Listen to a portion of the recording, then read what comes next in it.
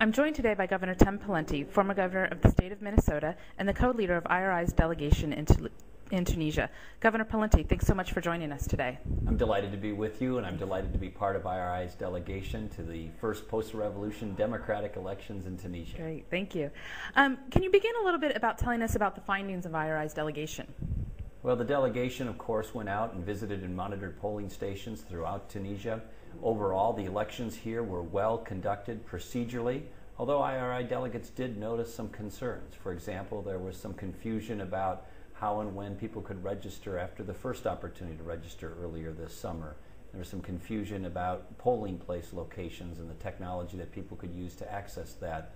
There was some confusion and some concern about whether illiterate individuals had received sufficient information to at least be able to recognize party symbols or to be able to vote even though they couldn't read, and a few other things like that. But overall, the elections were very well conducted compared to first elections in other places around the world, and IRI's report is overall positive on the procedure of the election. Okay, great. These were historic elections for Tunisia and for the region. That they were the first following the Arab Spring. Can you tell us a little bit about what struck you as you were out visiting polling stations yesterday and talking with voters? What struck me most in visiting polling stations was the enthusiasm and the sense of pride and the sense of progress that we saw in the eyes and the words and the hearts of Tunisians.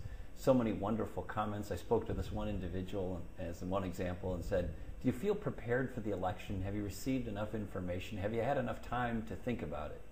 And he looked at me and said, "Yes, I had 30 years to think about it." And people were patient, waiting in long lines, very, very proud of their country and their movement towards democracy. Great.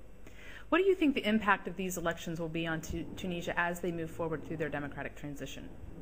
Well, I think these elections, of course, set the stage. They're one step forward for Tunisia to take a step towards democracy. This is going to elect a constituent assembly, which in turn will draft a constitution, will pick interim leadership, and set the stage for the actual elections that will follow approximately 1 year from now. So this certainly isn't the final step, but it's one first and important step on the road to a democratic future for Tunisia. Sure, great.